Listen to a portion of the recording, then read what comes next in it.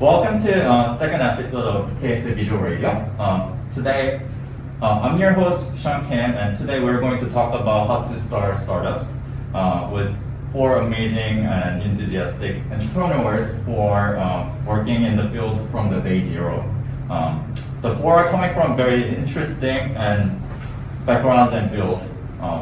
Start off with Gino. Gino Yang is COO, co-founder of Jandy, Toast Lab, which provides enterprise communication and collaboration tool for enhancing productivity of organization. It is also known as a Asian Slack. And he is responsible for sales, marketing, operation, and improving customer experience. He graduated from Watson School with BSc in Finance. Welcome. And Charlie. Hi, Charlie. Charlie is CEO of co-founder of Logo, Love Your Voice. It is an AI voiceover platform that helps machines speak and express like real human. AI voiceover is utilized for digital audio advertising and corporate promotional content and audiobooks, and even more. So Charlie received his BS in chemical engineering from UC Berkeley and MS in computer science from Georgia Tech. Welcome. And Justin is CFO from SweetSpot. It is a pop-up store platform service that helps connecting retailers and the landlords for space sharing opportunities. As the business grows, SweetSpot is also expanding their business to retail industry as well. Justin graduated from Cornell University from 2012. Welcome. And Philip is CEO of Studio B, a startup studio company builder. Studio B has founded two startups so far. One is B-Bridge, investment management software for institutional investors. And the other one is Remedy, recruiting platform for healthcare organizations in Korea. He also founded Clockwise MD, which provides online self-scheduling and queue management solution for healthcare organizations. Philip received his MS degree from industrial engineering from Columbia University, and he started Harvard University Business School, but he left the school for continuing his journey on startups. So these are the four for today's guest. Thank you so much for coming today. We're hoping to hone in on some how to start startup, and as many listeners are really curious about like where should we even start from. Like we have some ideas, but is the idea even valid? Because like we think about it a lot, but how do you even actually act on it? So that's probably the first question that we can start off. How do you guys even validate the idea that you have? This is just a free format, so yeah, I can start. I guess I'll start. I'll say the best thing to validate your idea is talking to your customers. Yeah, but I guess you wouldn't be like going out and asking, hey, this is my idea. Do you think this is a good idea? Right. I think that's like the worst question to ask. I think the best thing is to kind of see if there's a pain point around it. Like instead of asking what the idea is, you need to make assumptions of what the pain points are and what are you trying to solve. Okay. And kind of ask questions around that. So like for us, so I guess I can talk about Clockwise MD. When we first started, first 3 months or so, we didn't build anything. We actually went to clinics and we just spent like all day at clinics talking to nursing staff and patients and seeing what seems to be a pain point. And we actually wasn't planning to build like a wait time management tool, but that seems to be one of the big pain points we saw, and then that's very that's how we. So you actually talking to the customers and then think about like how to actually develop your idea as well. Yeah, and since it's COVID, maybe you could do simple as like doing surveys maybe. That's better than not doing anything. So. Does anyone want to chime in for like how to validate idea? I mean, I like the fact that Philip raised the point about validating if there's a real pain point or not, because most of the time when startups fail, They're trying to deal with a problem that doesn't exist. Right, right. And yeah, I think the best way is to talk to customers, but what if you don't know who your customers are? Exactly. What if you're developing the next TikTok? Right? How do you get feedback from that? Do you talk to your Yeah. 10-year-old niece? Right. Would you use this over TikTok? So, like there are various ways to do this. I think you can post a random post on Reddit, see how people respond. Right. Create a fake website, run some ads on Reddit, see how people respond.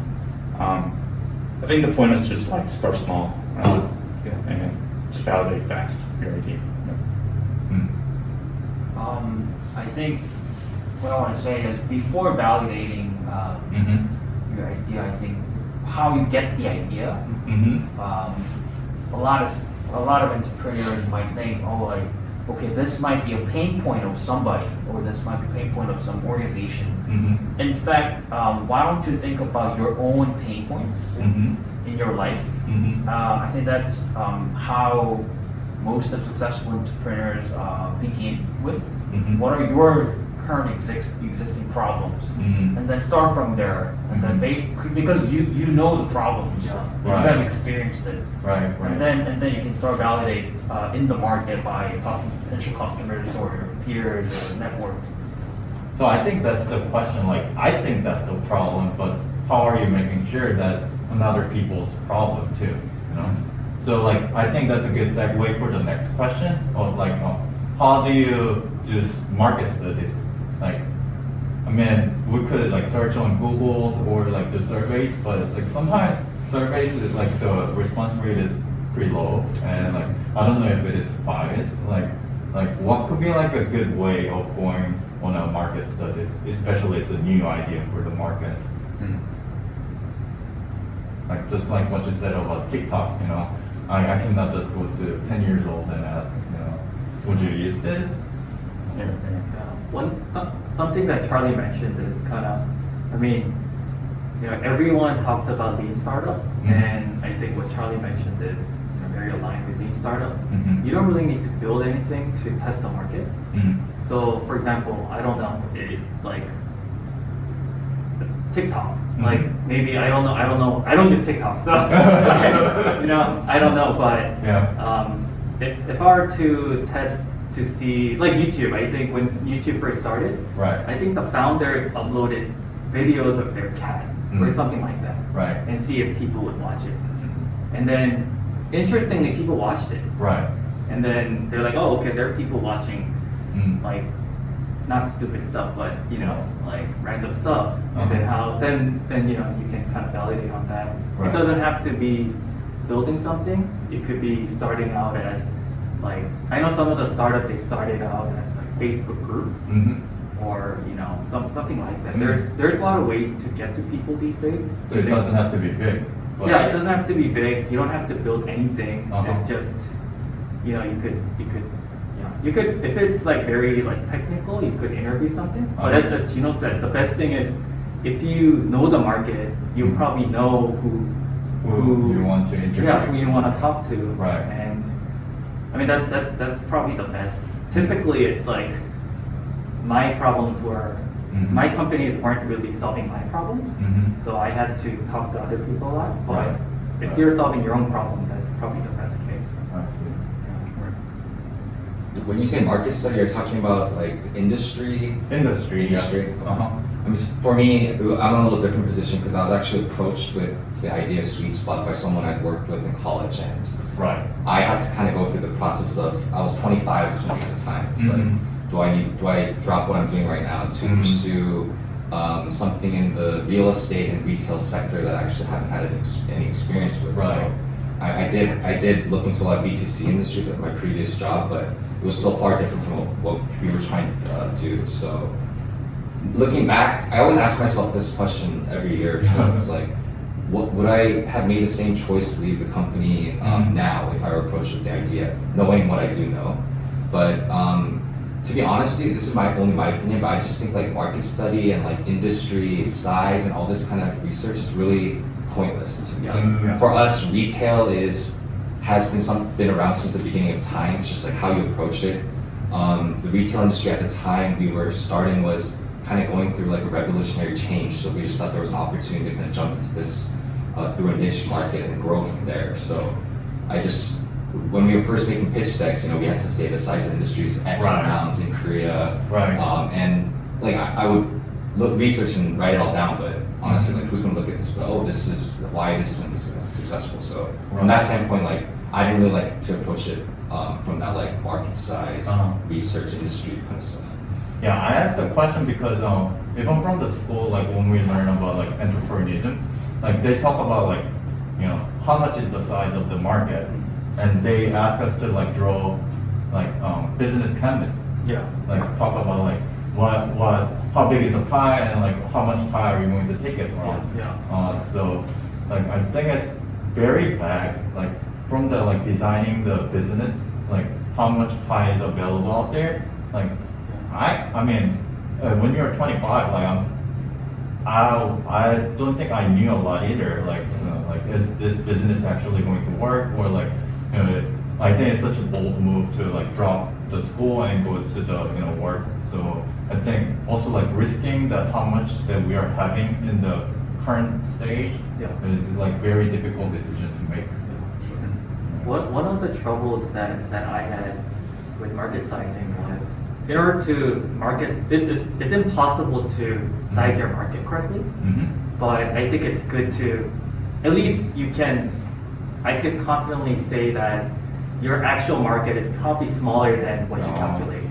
So Is it just to be safe, or? no, I mean like actually- even though you say, oh, I think these are the target, I think these are like the pain points people are gonna pay for, their solution, but I think for me, even though I try to keep my market size like conservatively, it's always smaller than that. So I think it's at least good to see like, hey, if the market is like $1 million market, then I don't think it's kind of worth pursuing it. Right. I think one of the problems we face is that what we size is wrong as well, and a lot of times the pain point we solve, like, it's interesting. We get like early customers who are willing to pay, and we're like, oh man, this thing actually works. People are paying, and then there's like a phase of, there's a term for it. There's like a startup that's value or something, but like there are phase where you have early adopters who pay for it, and then the mid guys, they would not pay for the service. And then you go through idea of like, hey, is this like what's going on? Like we thought we validated the idea and people are willing to pay for it. Why are this next wave of customers not trying to pay? Right. Yeah. That's actually a good question. Like, so you come up with some kind of product, right? Such as like Chandi or Logo or like Sweet Spot. Like, how do you guys decide on like how much to ask for the customers? Like membership fee or premium? Just like I guess like from the beginning stage, you're gonna have to like give some benefit for the customers to use it, right? So, but if you don't know like how many competitors are out there, like how do you decide your cost of the product? I mean, sometimes, I'm sorry. Yeah, sometimes there's going to be competitors, and like you can base your pricing on that. But you're going to be different from those competitors. So, like, it really matters about like how much more value you're providing to your customer, and what is the cost of producing that goods that would create that value, and how much your customers are willing to pay for your product. Right. Like founders always have an idea themselves about like what value their product is, but like almost 99% of the time it's wrong, and almost 99% of the time it's lower. It's way higher than what the market is about to pay you. So it's really about talking to the customers, considering your competition. And if there's no competition, it's really about just talking to your customers a lot. I want to hear what Gino would say. Yeah, I don't know what to say. Something to. Since we're providing something that's not manufactured goods, Right. so for us to provide software as a service, which is difficult to come up with, COGS and sales It's not and tangible. pricing based Right. off of it. So I think the easiest way for everyone would be benchmarking, because we started our business in 2014. Though there weren't much of competitors in the market at that point in the collaboration space, Slack was there. Slack was around about a 12-month down the road. So we looked into their pricing, and there were actually a couple others like HitChat. It was acquired by Slack, started by Atlassian product. There were also other like Tiger Text and all that. So we looked into their pricing and features provided. The question for us, how much price competitive we want to be, and also are we going to provide this on a freemium base or actually time constrained premium base? Right. And each vendor was providing in different ways, and then the market was very different, like how SaaS enterprise SaaS model is so popular in the States, but Korea and Japan, like Asia overall, the regions that we're operating, they weren't really ready, Right. and they weren't even ready for any SaaS pricing model. They were all saying like, okay, why don't you give us this much, and we'll just pay this much. So at least for the idea of like per seat, per month seating base wasn't familiar for our customers. So Right. it was difficult for us. We were like, you have to change our pricing plan. I think this is just too early for Korean customers to adapt. Right. But we persisted on our pricing, and now every new SaaS players coming into the market are using this per seat per month seat model. So now I think now most of the customers using our application or competitors' applications are familiar with this freemium based model, and which give us actually competitive edge over other competitors who are only providing time constrained premium model. So all that, I think you just have to adapt to the market, to that geography. If also is your target like a startup and medium-sized businesses versus enterprise market is a totally different story.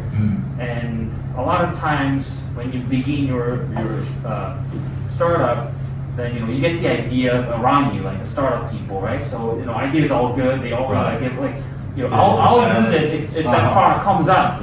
In fact, you have to really doubt that. Like, like they might not pay for it because they're a startup.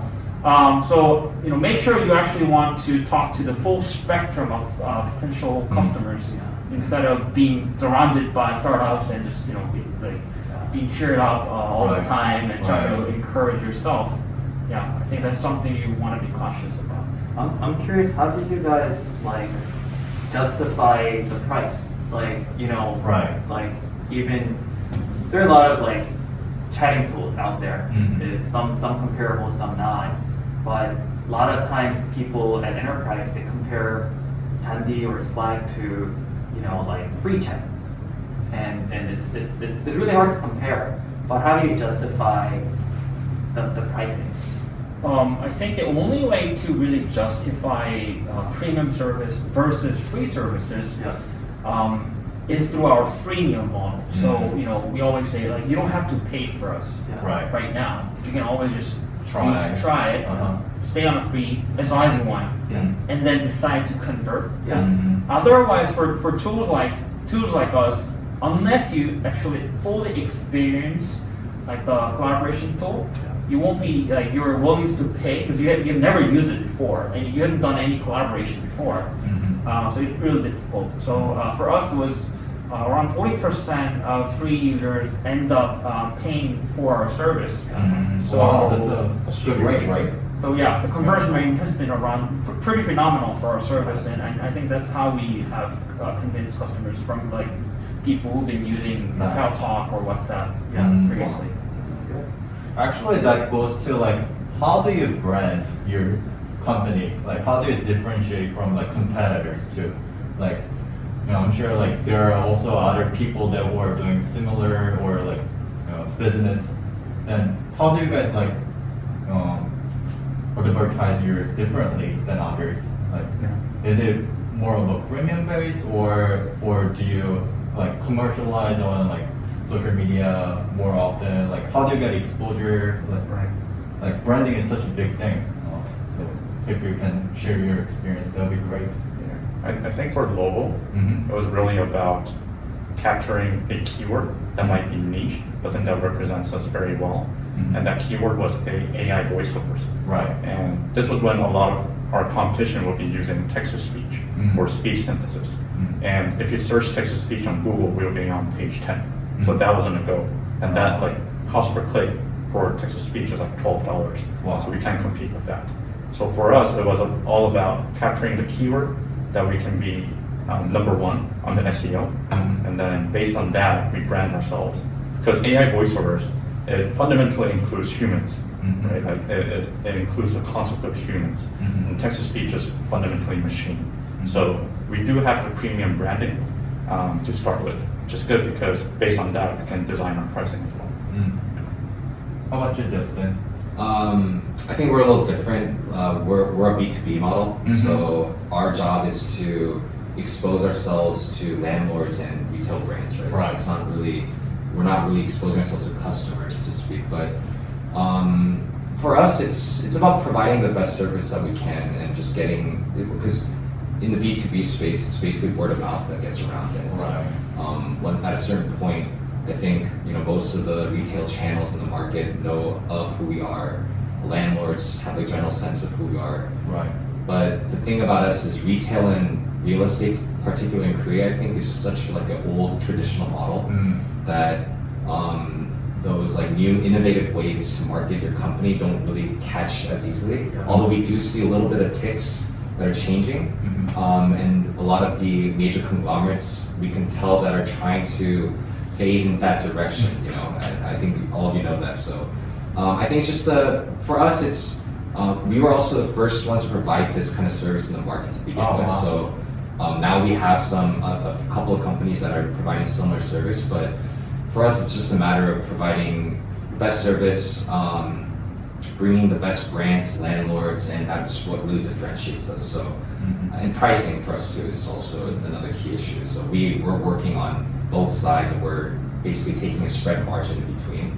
So finding that delicate balance between minimizing how much we pay to landlords and maximizing how much we pay to the brands, while keeping everyone in this environment happy is really the main idea. So as long as in this market, compared to our competitors, we're still linking the best of both sides at a reasonable price. I think that's what will keep us in front, and just being cognizant of the fact that a competitor that can kind of undercut us is always on the horizon, and just making sure that we're on the right level at all times.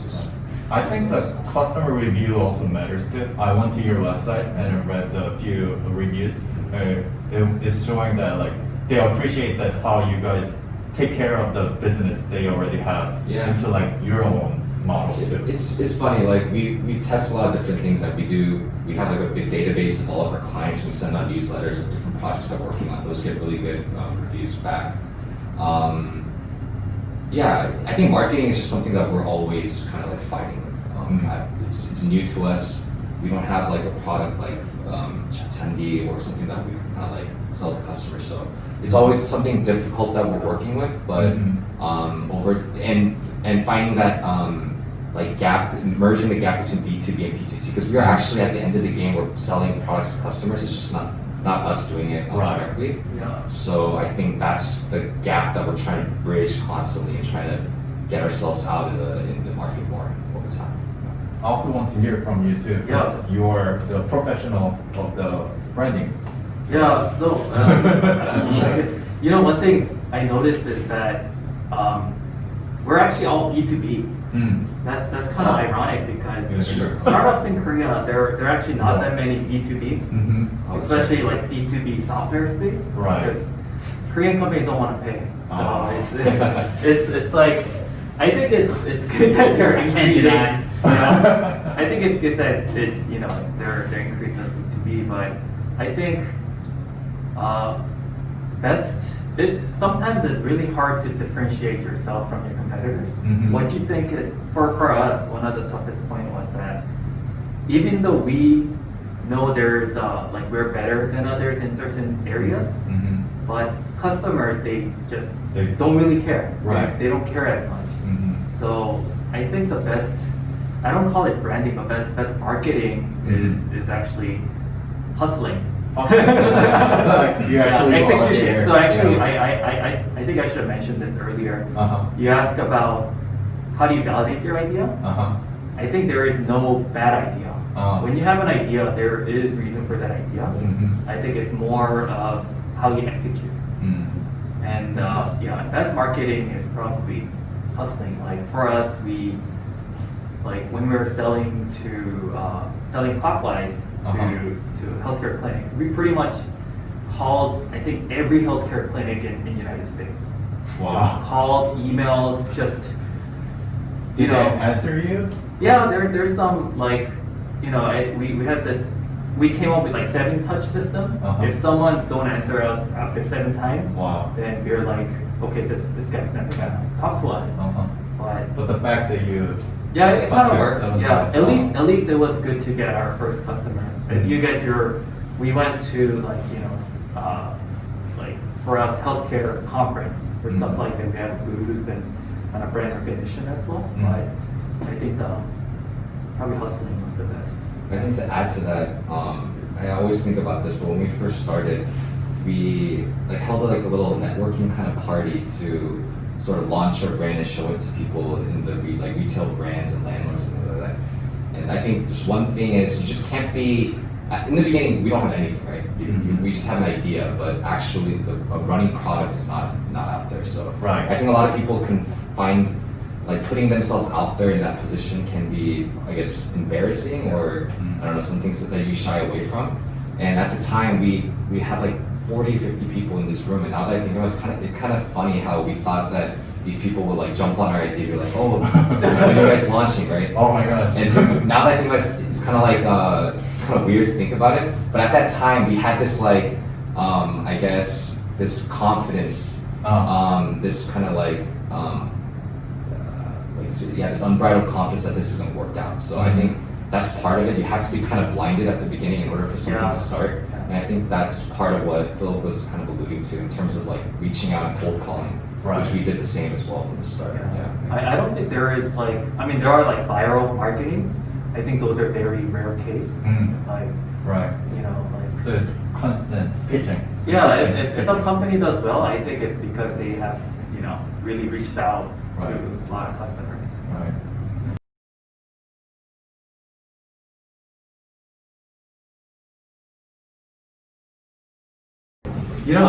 One thing to add to Justin, Yeah. I think you're most confident about your idea Uh-huh.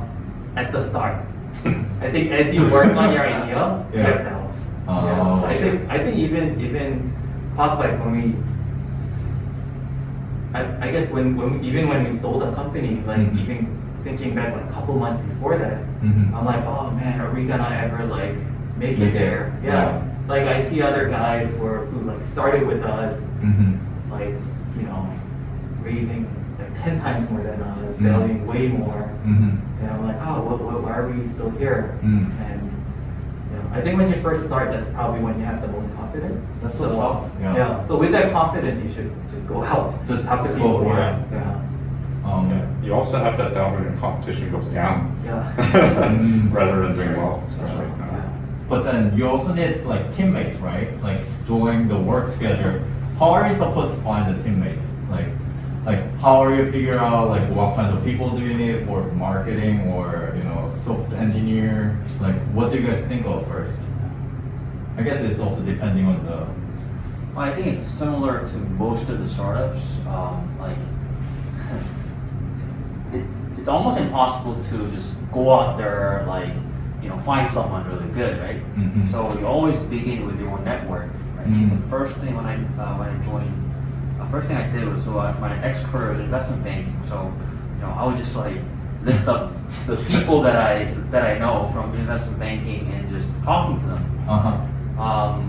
I didn't have much success because majority of investment bankers weren't interested Mm. in startups.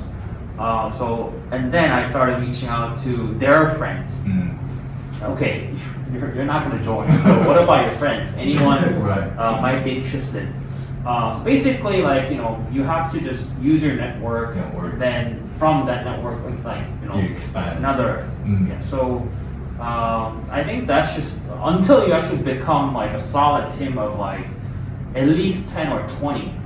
I rarely have seen startups just recruiting from online platform or services. Almost impossible. Okay. I think team is probably team is definitely more important than the idea. Oh. Because I think if you have a good team, you can always come up with different ideas or pivot. And for me, my first startup that failed, we had founders of five co-founders, including me. And I think one of the mistakes I made at the start was this was at college, and I was like, hey, I was talking to my roommate and let's start this, and I was talking to my friends and This is like, back in Georgia Tech? yeah, back at Georgia Tech. It's like Oh. 2009, Wow. 2010, and then I'm like, hey, I wanna do this thing. It's like matching waitlisting. Wow. And actually, it's kind of interesting how our healthcare became that, but. I was talking to people and my other friends are like, dude, that sounds interesting. I want to work with you. Wow. And I'm like, yeah, sure, let's work together. And that's how we end up. Actually, we had more than 5 people. Wow. And then people just start I think you should really be careful picking who you work with. I Because think not everyone is perfect to work with. yeah. I think for me, what I look at is that I think it's for a startup, good potential founders are people who can kind of get out from your comfort zone. So things you don't know, like you're willing to learn what you don't know, and not just trying to do one thing at a time, or like one part of the thing. Right. So, And much like ideas, I think team is very hard to get right at the very Right. beginning. Apart from this startup, like my previous startup, like in both cases, I've been in situations where I had to kick out co-founders. It's super tough. It's emotionally it's crazy. Yeah. But it's important because this person might be like the brightest engineer in the world, but he might not like working 15 hours a day, and he might not have the strength to go through all the ups and downs. So not everyone's made to be startup with. Right. I think it's definitely different in corporate setting too, like big corporate setting. Yeah. founders are like married; they fight all the Yeah. time. And 2 divorces. Yeah. Were you gonna say something? For me, I was talking about how I was deciding whether I should drop my job for the startup, and ultimately, it's the people that I was working with that triggered my decision to join and start it. And I think over time, it's been 5 years. Obviously, there's been ups and downs, but I've been blessed to be with people that Right. are really driven to make this idea work, and everyone's willing to listen. I think that's really important. People who only talk themselves over everyone else, I think it's really difficult at some point. And I think there's a lot of people. I don't know if this is for Korea, but the idea of just being one of the early members of a startup and having that position, because in Korea the hierarchy and things like this is so Right. embedded. So people that are working as an entry level at some firm, but now they have some glorified position in the startup, regardless of how big it is. Right. And I think I've seen it so many times around us. They like to flaunt or whatever their position is. I think you need to really find people that are committed to making this work rather than trying to market themselves. And the idea is more important. It's not the people that are actually running it. So I think those are just some points that over the years, especially meeting with a lot of people that are in the industry, points that you kind of want to avoid and look out for when you're trying to find a team to work with in this sector. Okay. For developing something like software, Chandi or Global, when do you guys start thinking about intellectual properties? Or do you have to think about it, or? So for us, not really applicable in terms of intellectual property. There's no IP to protect. No. But just make sure that you secure your domain and trademark, get the trademark for your service name. Is it like the first thing that you have to do when you start up or? Probably not. Probably it's a dilemma because I think you don't know if it's gonna work out or not, so you don't want to spend time on it. Right. I mean, when we were doing Clockwise, we had our own algorithm to calculate wait time and stuff like that, and there were people saying, hey, you should, get like IP stuff, but we talked to a couple of startup people, and they're like, hey, best way to protect your IP is to execute faster. Oh. Yeah. Who cares if someone steals it? If like anyone can build Facebook, Right. but you will never maybe someday Facebook will go down. But On the flip side, though, our experience was it's not someone else stealing our trademark; it's someone who already has a trademark. Oh. For us, we actually had to buy the trademark at some point down the line. Yeah. And so, I mean, we were lucky because this particular gentleman was happy to help us out in that way. But I think this is something that we just didn't know. So like, looking back, I think if I were to do something again, then I think from the start I would check just like what this name, this trademark. Yeah. So- Actually, that's a good point. When I start a company, first thing I do is go to GoDaddy and I search for domain. I'm The like, domain, hey, yeah. what's a cool name I Uh-huh. can think of? And then I couldn't think of any cool names, so I Uh-huh. just made up dumb names. But I think Beaveridge is such a cool name. Yeah, but there was one thing I wish I trademarked. Like at Clockwise, we used this term called "skip the wait," Oh. and no one were using it Mhm. when we first started it. Mhm. But like a lot of restaurants, even Starbucks, say Mhm. like order ahead of time, like skip the wait. I wish I trademarked that. I see. Yeah. So if you have that good domain, then you might as well. Yeah, but that's not our name, so we wouldn't Right. think of trademarking Yeah. it. But that would have been cool. Because there are actually, go back just a bit, there are people Mhm. who will, in early stage of startup, they'll just buy it. They Mhm. will have trademark, because they know at some point one of them will become the next, unicorn. Right, right. And they want to sell it at a really big price. Oh. So just watch out for those and make sure you I didn't secure that. know that there are people like that too. It's easy way to make money, right? To, Like pretty much all the good domains are gone. wow. Yeah. So you have to come up with something. Yeah, but every time we started, we tried to buy that .com domain, Uh-huh. and then we'll offer them like, hey, can I pay you $500? Uh-huh. And they're like, They're like,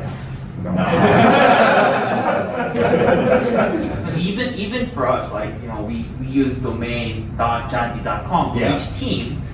Somebody was just taking like lotte.janti.com, What? Samsung, LG, wow. just random guys were creating this like 80 different teams with all like conglomerates name on it. yeah. Oh, wow. And then That's smart. And It is then smart. And Yeah, we that's were a lot of like, investment, actually. and that domain's not being used at all. Yeah. So, like, first we warned them, like, we're gonna delete it, like, Yeah. in a 30-day or something. Right. And then, luckily the guy was like, oh shit, this the company figured it out.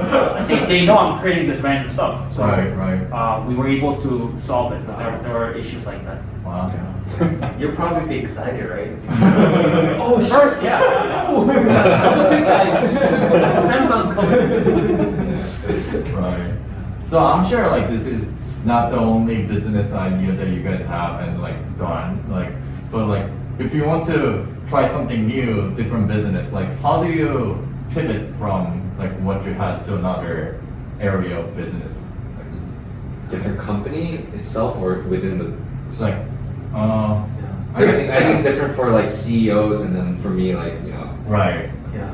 I think typically pivoting comes from your current business, Mhm. and you feel like there's better idea you can go for. Mhm. I think that's typically pivoting. Typically, you're within same kind of industry or an area, Mhm. and I'm curious how Charlie pivoted. Yeah, but you pivoted not too long ago, right? I mean, like, it's very difficult to pivot when your existing business is making money already, Right. and it's growing steadily, Mhm. but then you really want that J curve Mhm. growth. So what we did was we allocated just like 15-20% of our time Mm. every week just to work on a side project. Mhm. And then it turns out the side project is working way better, is like growing way faster than the original business than you put it. So the side hustle becomes the main hustle. Yeah, and when you start a side hustle, you start lean as well. You start with like a landing page, collect beta testers. I'm curious, like, how did you start the side hustle though? Like, you thought that this idea is also interesting to start, or? Yeah, I mean, like at Global, like people create all kinds of content, right? Like, people Right. create audiobooks or YouTube or like all these teaching materials, and we found out that a lot of people were creating audiobooks to publish on Audible, but Audible doesn't really allow content created from text-to-speech or AI voiceovers. Mhm. So we're like, okay, then what if we create a publishing platform Mhm. that allows DTS or AI voiceover, because this industry is just going to get bigger and bigger. Mhm. So yeah, I mean, we're trying that out right now as a side hustle. I actually have a question about this. This is something that I think I'm always questioning and asking within our company is when you have some sort of endeavor that you want to attack, right? Like we know how hard it is to survive in this industry. And if you're allocating only 15-20% of your weekly time to this new project, and at what point do you kind of cut the cord? It's like, okay, this is not working. Or in your case, I guess it worked really well fast, so I think it was easy, or maybe easier to make that decision. But sometimes, you know, our CEO or, you know, our team members are like, we want to try something this new. And I'm Right. like, I mean, how much time are you going to really spend on this? Are you gonna really, you know, I mean, is this gonna be outside of your normal working hours, or, and then I think it's just hard. The pivoting itself, like, if you actually kind of just stop what you're doing and just do a new direction and pivot in that way, I think that's something that you can really attack. But I always have that like kind of, that's what I was wondering, like, how do you guys really kind of gauge how much you need to do on either side in order to make that decision? I think it was very difficult for us because, like I said, there was already a business that's making money. Right. Yeah. So how do you let go of that? And for us, we didn't have the courage to let go of that. Oh. So we started to do like the side hustle, and like 15-20%. It's kind of like a random number, but it really means just allocating one engineer to that, Oh, I see. dedicated to that project. And yeah, like pivoting takes a lot of courage, I think. And you got to convince your existing investors and stakeholders that this pivoting idea is the next big thing. Like, it'll be better. So. Beaverage is right now pivoting as well in a way. The market changes. Right. And with whole COVID and there were a couple like, you know, like fraud going on in the hedge fund market in Korea. Right. You know, our market just tanked. Like our customer is a 7th size of where they were. Wow. And it's just like we had all the big sales almost closed, and then Wow. all these things happen and they just don't have time and money to use us. Mm. So Wow. I guess our biggest dilemma is we feel like, okay, if we wait like a year or two, we'll come back. Mm-hmm. But it's not like we can just sit around 1 or 2 Or years. where, yeah. And then if we were to pivot, I mean, we're at a stage where we need to raise our second round. Right. And our first round money is running out. Mm-hmm. And if we were to come up with a new product, for us to get like, you know, the valuation we want, we don't have enough time to actually ramp up this new product to, you know, meet our kind of goals where Mhm. we're at that revenue level. Right. So we're having a lot of trouble. Wow. I don't know what's the right way to do it. We are having, because we still have a paying customer, so we're supporting that. I think we're now about 30 on existing and 70 on the new product. Mm-hmm. But a lot of the new ideas on the new product is kind of similar to Charlie, but it comes from our current customers. Mm-hmm. So our current customer talks about something, or a potential customer, they're like, hey, you know, this doesn't really apply to me, but Mm-hmm. you know, I wish we had this kind of things, and then they kind of moves on to new product. It's really tough. I guess the dynamic is crazy, especially with the COVID situation. Absolutely. Yeah. It's interesting. So I guess this could be the last question. Like, how do you guys find mentor or like friends that around you who is also in the similar kind of situation, like to talk about like, okay, this is what I'm dealing with, and just like what Philip shared with us. how do you find your friends that who are doing startups? I mean, or is it like just naturally comes as you're doing the work? If you, the way I have met other peer entrepreneurs or people in the startup, you know, you could of course attend startup like conferences or seminars. In fact, I think I've met quite a few through government support programs. Oh. Actually, so because it's usually like they will invite like small number of C-level or founders, 4 to 5, and you get to really discuss for a while.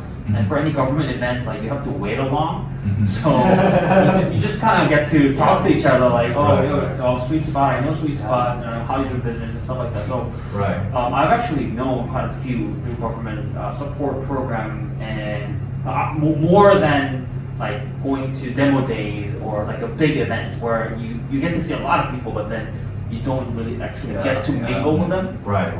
So that was good for me, and also a small privately held event, like investor events. So one of our investors hosted like a B2B SaaS luncheon. Then there were like eight companies, B2B SaaS companies there.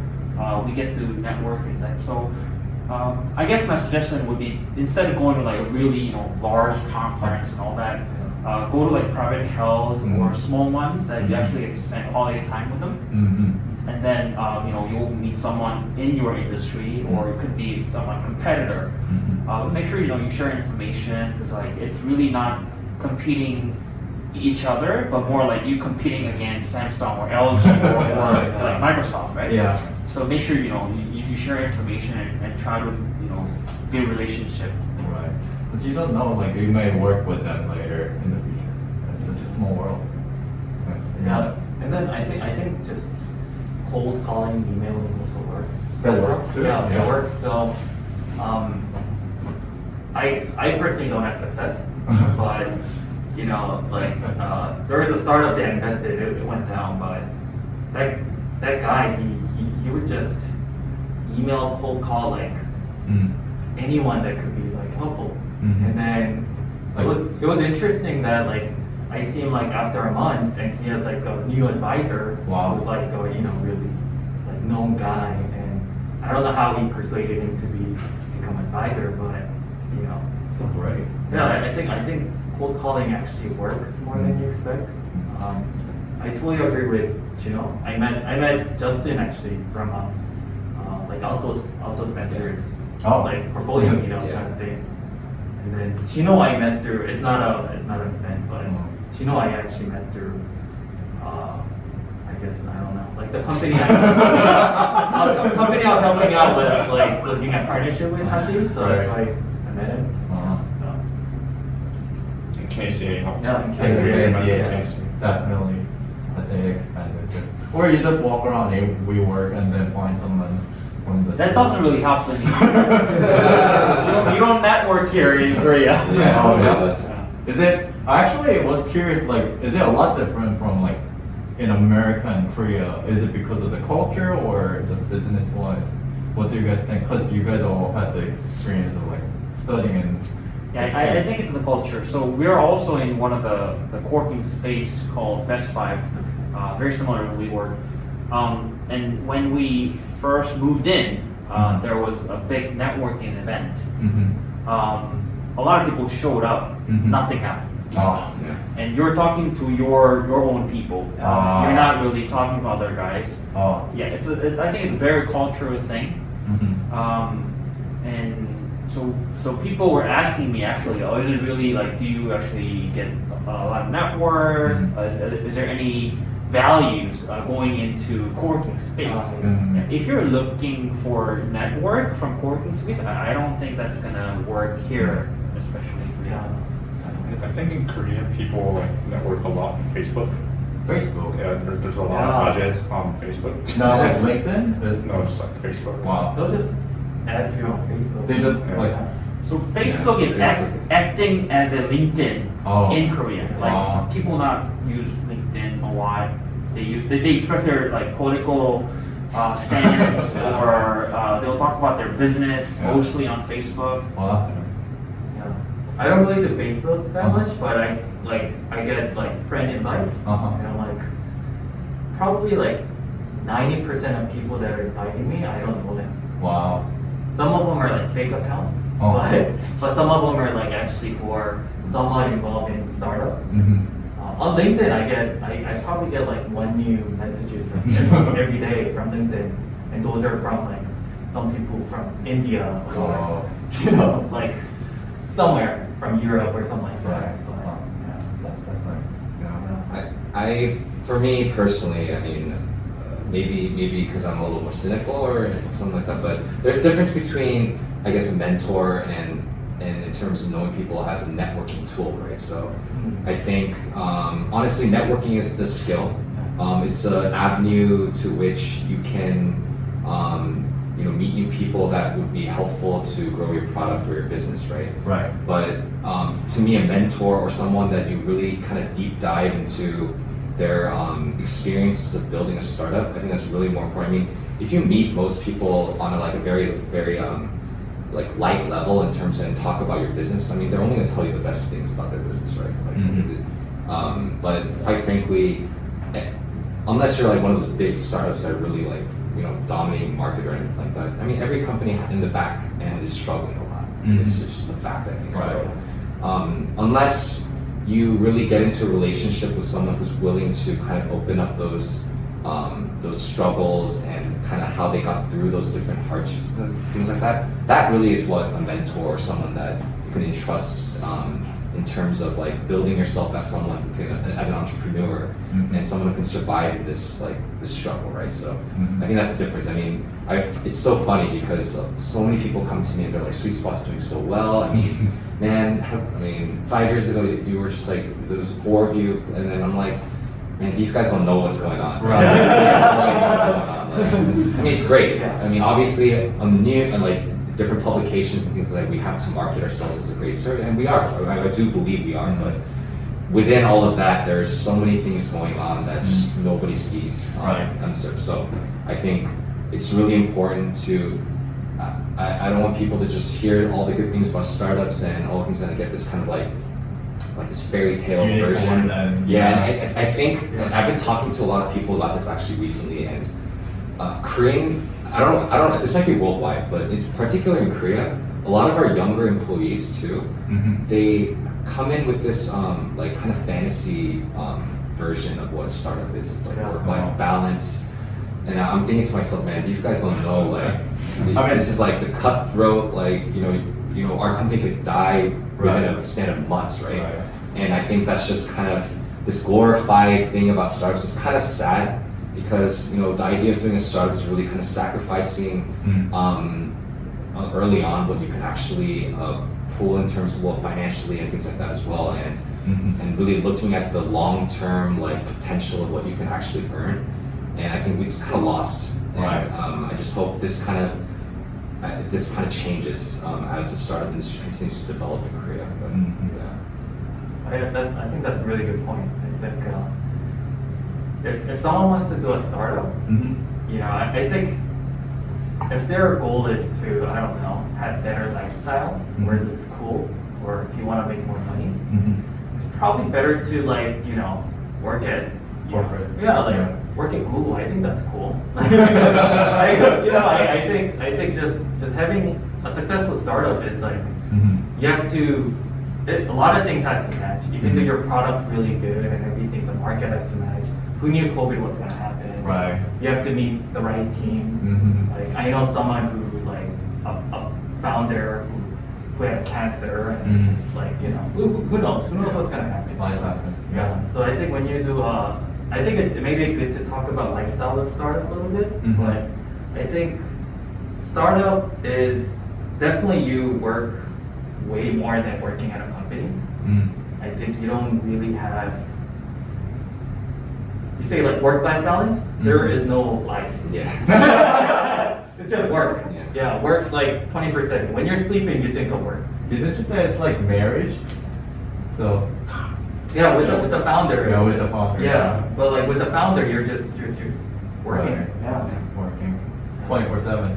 I think that's the biggest difference. Like when you're just working at a company, Right. The moment you leave the office, you're thinking about who you're gonna see, what you're gonna do at home, or things like that.